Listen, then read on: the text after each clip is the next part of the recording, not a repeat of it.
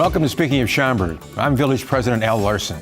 In this episode, we'll be joined by Rob Pileckis from the Prairie Center for the Arts. Then we'll talk to Suzanne Poeschel and Bob Schmidt from the Schaumburg Sister Cities Commission. We'll close out the program by talking with Bill Paton and Debbie Schmidt from the Boy Scouts of America Pathfinder District. All of this and more today here on Speaking of Schaumburg.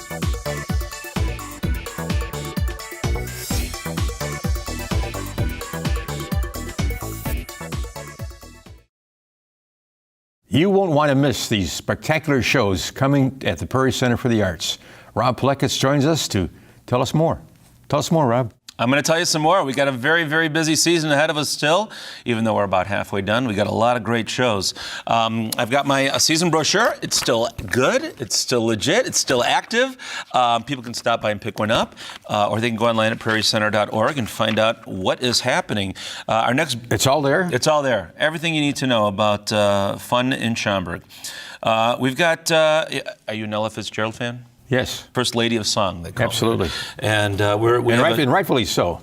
And rightfully so. Amazing voice. Do you remember that commercial when she used to break a glass or something, or some Memorex or something like that? But anyway, there's a wonderful Chicago award-winning actress, Alexis J. Roston, and Alexis portrays her and gives a tribute to her songs. So you're going to hear songs like "It Don't Mean a Thing If It Ain't Got That Swing." I'm not going to sing it. "Summertime." You love that. Summertime. There we go. "Cry Me a River," another great song. Easy. Fish are jumping. And the cotton is high. All right, well, okay.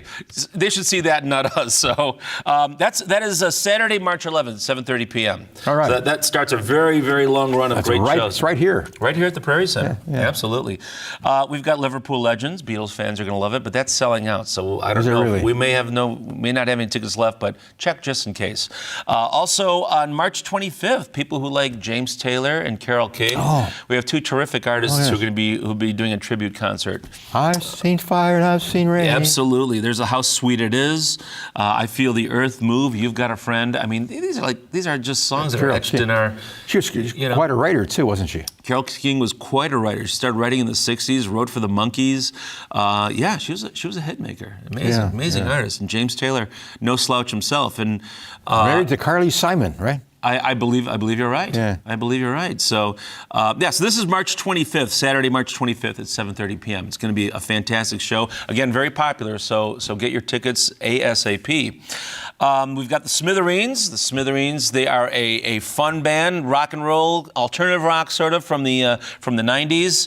The Smithereens? The Smithereens. I don't know why they're called that, to be honest with you. The Smithereens. Well, I guess we're going to find out. Well, we are going to find out. Let's hope they say why they're called the Smithereens. But why are you called the Smithereens? Well, and they are going to be on April Fool's Day, April 1st. So maybe they'll explain their little joke. Could be. That's 7:30 p.m. Saturday, April 1st. And then more tributes. We've got Roy Orbison, and the Everly Brothers. That's great. Great combination. Great combination. Yeah, and the whole thing is they were around the same time, and I don't... Wake up, little Susie. There you go. Lots more. Kathy's Clown, I think, was one, and Roy Orbison was, what did he sing? In Dreams and Blue Bayou and Crying and all that, all those fantastic hits. What a vocal range that guy had. An amazing range. Yes. Amazing. And he was active for all his life. He had beautiful ballads and a great voice. So that's going to be on Saturday, April 8th at 7:30 p.m. So great tributes. You got James Taylor, Carole King, Orbison, the Beatles, Ella Fitzgerald. Just go to prairiecenter.org. You can find out all about that. Now we got some really fun stuff coming up later in April. I think it's a show that you're very familiar with, Senior Follies. Yes. Now, why would I be familiar with Senior Follies? Well, because every time I come on this show, every year, I ask you on this program to host it. So I'm hoping you'll be available to do it again. I'll check my schedule. Would you check your schedule? So let me get in touch with your people. Okay. All right? My peeps will talk to your peeps? My peeps will talk to your peeps. It is Sunday, April 23rd at 2 p.m. It is, what year is it? I think it's like the fifth annual Follies, which is hard to believe. It just seems like we started that not too long ago.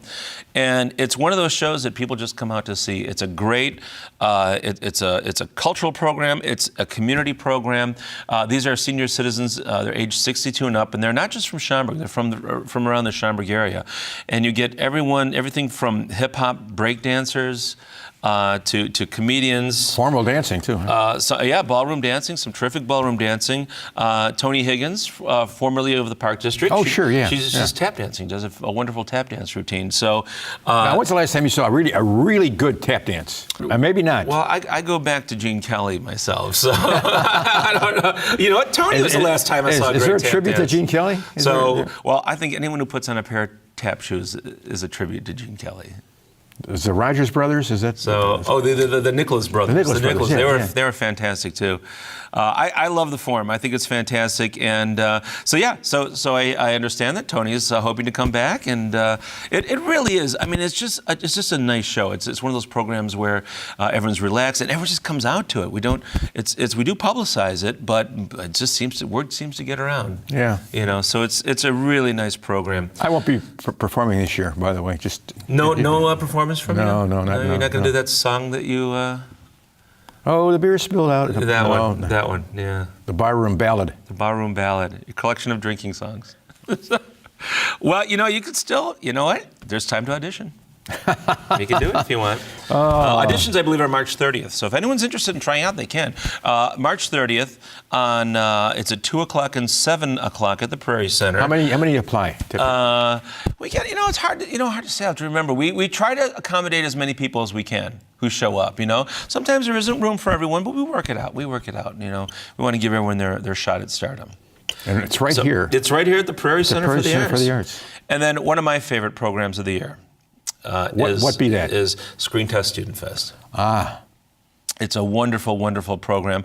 We have young cinema geniuses. Young cinema geniuses. These are kids from grades 5 and up who really know how to operate a camera and really know how to tell a story. And which countries are featured this year? They're coming from all over the place. We have films. We're still judging them right now, but we got really strong entries from Australia, from England, from Canada, from Asia. I mean, it's just amazing how people. We're online, so people find us and they submit their films, and then it goes to a panel of about 20 judges who review them, they rate them, and we pick the best of the best. And these are films that are seen in national festivals out in California, out in LA, and out in New York. It's really we're just taking the cream of the crop and showing it at the Prairie Center, and the winner's going to take home $500.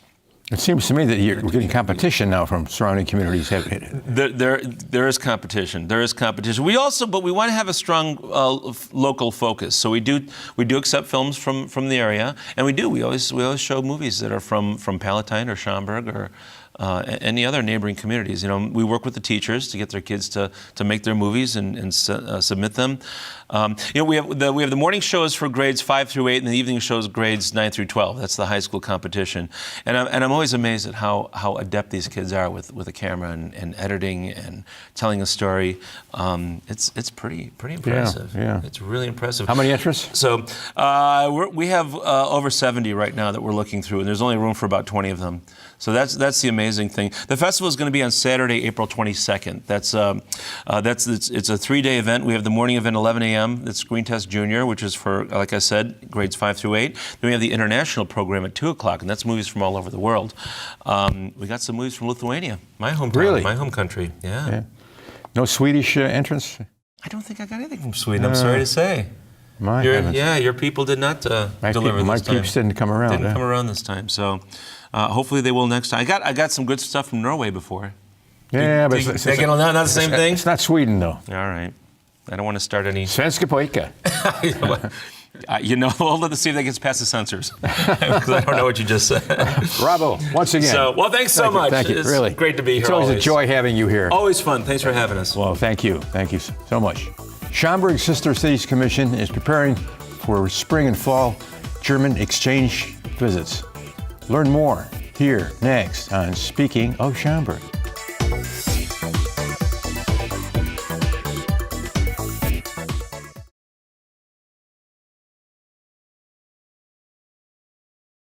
Schaumburg Sister Cities Commission is responsible for planning exchanges with our sister cities in Germany and Japan. Suzanne Poeschel and Bob Schmidt join us to tell us about the upcoming trips that are planned. Well, welcome to Speaking of Schaumburg. Thank you. Good morning, Thanks Al. for having us. Tell me what you guys do. We have a Sister Cities Commission, and this is the group that's responsible for planning these exchanges that you referenced.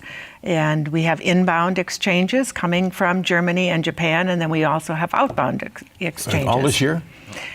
Yes, this year we are actually having inbound from Germany in May. May, and then we'll be outbound to Germany in October. Is that I just did that backwards, didn't I? Sorry about that. That's all right. So we're going there in May, and they're coming here in October. Okay. And then we have a group coming from Japan in August. We haven't done Japan in a while, have we? Not for a while. It's been a while. I know when we visited Japan with our youth symphony orchestra, and it was a wonderful experience. You know, they draped the banners over the streets, and they had meetings with the junior high school kids who fell in love with our drummers. Oh, and the guys were writing the email addresses on their wrists. Oh, really? So Excellent. Oh, it really, he was great. It really was great. I think this is it the 20th anniversary of our Sister Cities program with Japan? I'll have to check the chart we have over there in the Village Hall. I'm chairing the Sister Cities Association. Explain to me, if you can. Okay. There's two of them. Right. Okay. Correct. The Sister Cities Association is a 501c3, and we are responsible for raising funds to fund the exchanges, going over there and then coming over here. So we have our main one is Septemberfest, where we have the kettle cabin. Sure. Selling kettle corn and peanuts and so forth. We also just started a Facebook page. Okay. That we're going to be using that, and we're talking about doing some fundraisers with the local restaurants. What trips have you been on? I've traveled to Germany. Whereabouts? To Schaumburg, Germany. I've been to Germany on business, and then found it to be really a very interesting thing to go on an exchange and stay in a home and immerse in the culture. They're closed the shops are closed on Sundays, aren't they? Most of them are, yes. Kind of a throwback to the 50s around here. And they also, don't they take an hour or 2 hour break in between? No? Yes? You mean a lunch break? Yes. Yes, they do like to have long lunches. That's where their main meal of the day is, at lunchtime, and so they do tend to take more time there. Have you taken a trip yet, Bob? I've been over to Germany twice. Once we went from the northern to the southern part, and then in 2000 I was with a soccer team that went over there in an exchange. Have you been to the Princess Palace? Yes. Beautiful. That's amazing. It's amazing. Now, when we showed up over there, Prince jumped in his car and just peeled away. He didn't want to. he didn't want to mingle with these foreigners from America. Wow. Yeah, I found that they were very welcoming of us being over there.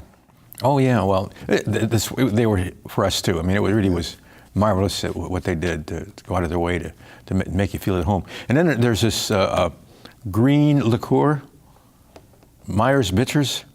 You've never had that? I didn't try that. Have you ever tried that? I didn't try it either. Oh, I could. We'll have to try Sounds like that another sometime. trip back to try that.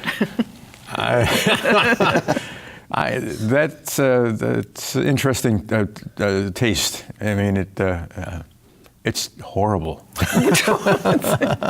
Like some of the schnapps. Yeah, well, they call it schnapps, and you figure schnapps is like kind of a minty. No. You figure, oh. And then they all have a big laugh, of course, you know. Yeah. So tell me about the heritage thing. Why are we going to Schaumburg, Germany? Well, back in the mid-1800s, people from Schaumburg, Germany, which is like an area and not just a city, it's an area, and those people came over and they settled here in Schaumburg, Illinois.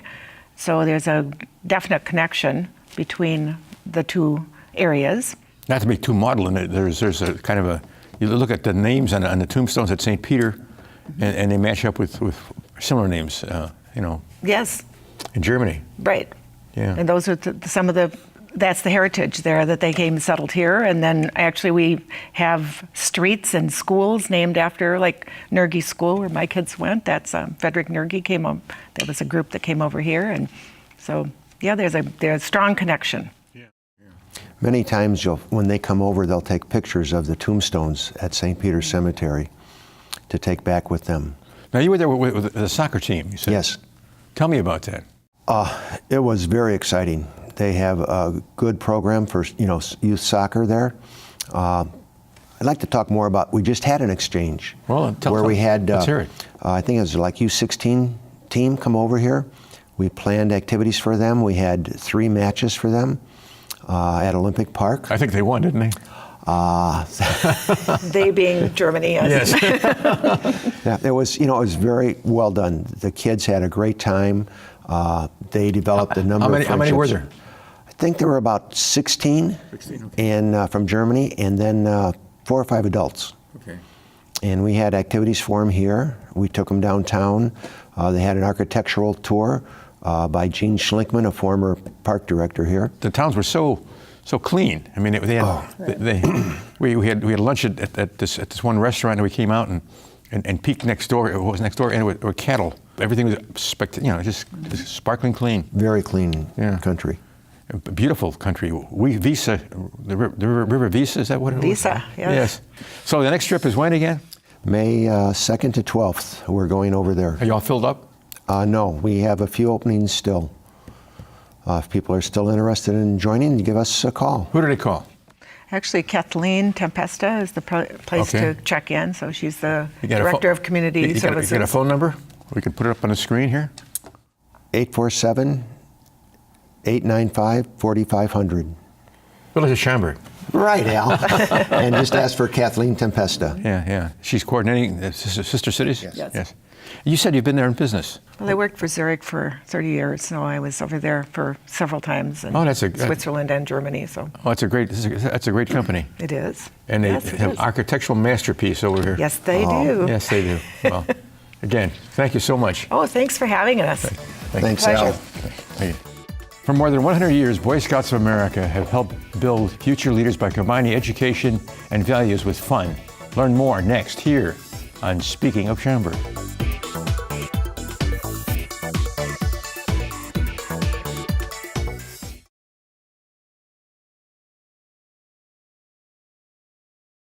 The Boy Scouts of America help to prepare young people to become outstanding members of the community.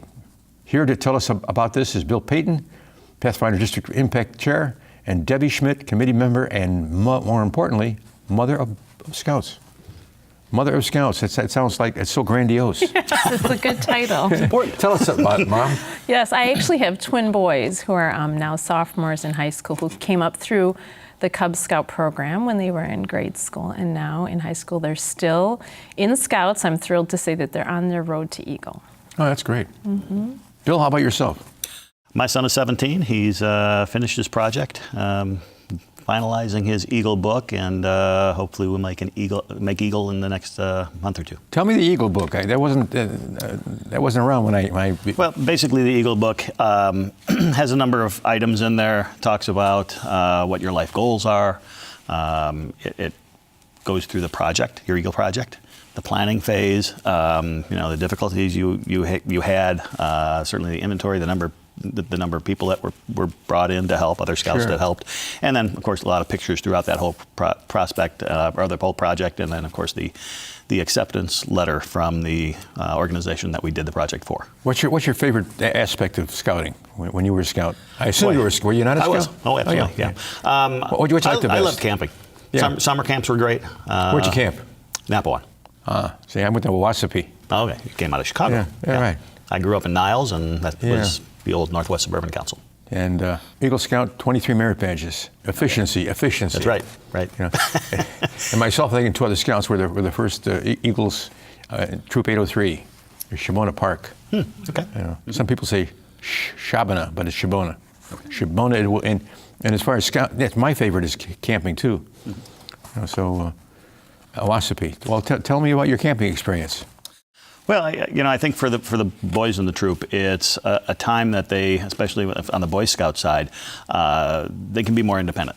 We go up to the summer camp. There's a number of them, but our boys typically have gone up to Napawan, which is in Wild Rose, Wisconsin, and they get to go out. They get to learn more. They have a bunch of merit badges that they can go and work on while they're up there. I would say our average scout probably gets 4 or 5 merit badges when they're at summer camp for that week.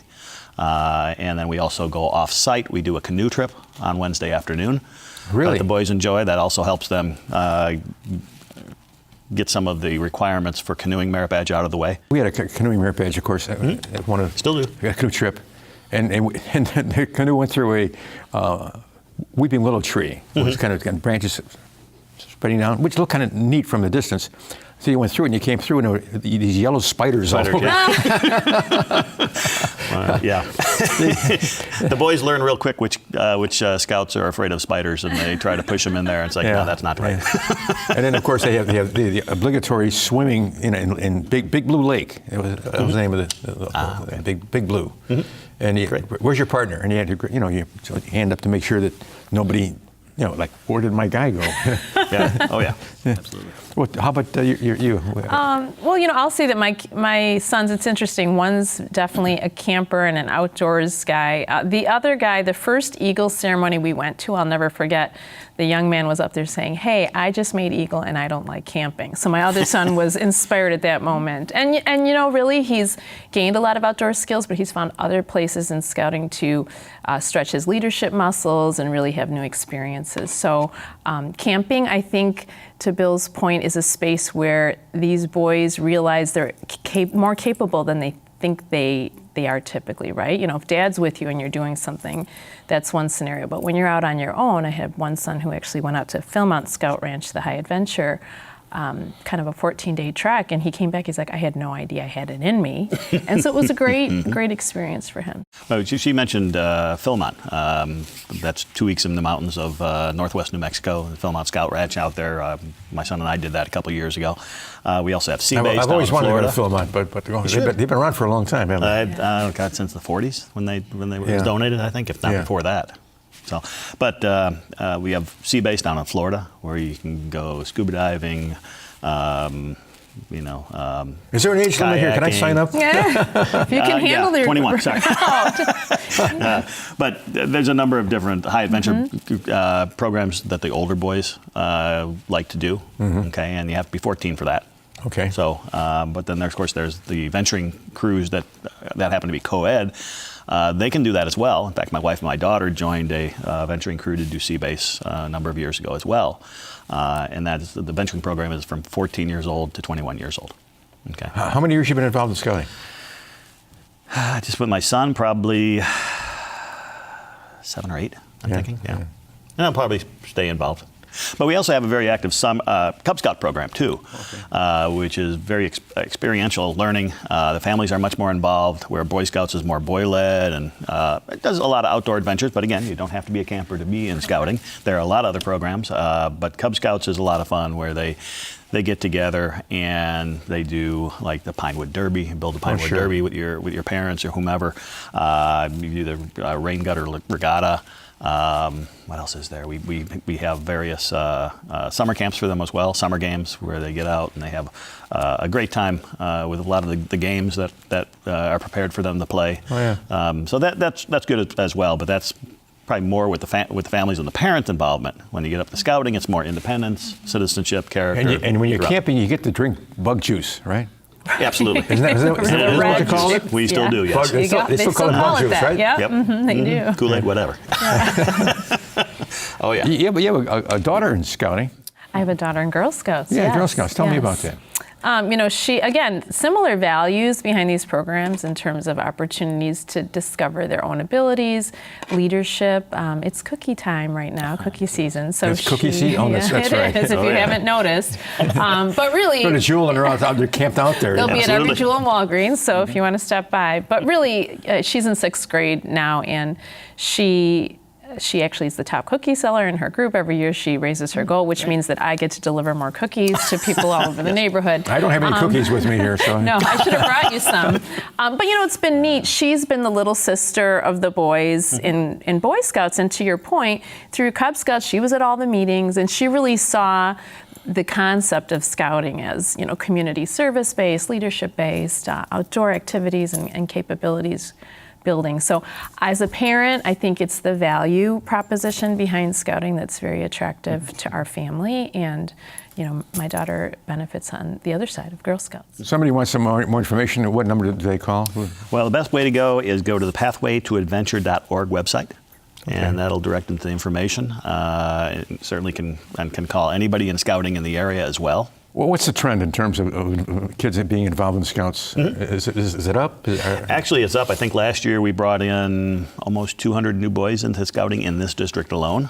Okay. So yeah, we're seeing a lot of expansion, a lot of new ideas coming out. I think it's been great because for years, as we know, Boy Scouting has been less and less popular, but we've certainly seen that turn around. Well, thanks for being here. Thank you very much for having us. Phil. Yes. Thanks for having us. My pleasure. Yes. Hopefully, this will be a great program here, and we can rerun it. You know, expose some of the things that you've mentioned. You know, there are some things to be exposed, right? No? Well, I think I'm setting you up, Bill. Yeah, I think one of the issues that we have is, you know, I hate to see a boy that can't afford to be in scouting. So we do, rely on some community funding, corporate funding, things like that, to help us get everybody involved. There are people who come in and are proud of scouting but can't afford to go to summer camp. So, you know, with the other funding that we have, I always wanted to go to Philmont. That was such an exciting thing to look towards. You know, one day train ride away. Yeah. Take some time and go out. They've got programs out there that you can do, and you don't have to go camping in the mountains to experience the programs. Let me think about it. Okay. Let me know. This will do for this edition of Speaking of Schaumburg. Join us again next month for an all-new episode. Until then, I'll see you around town.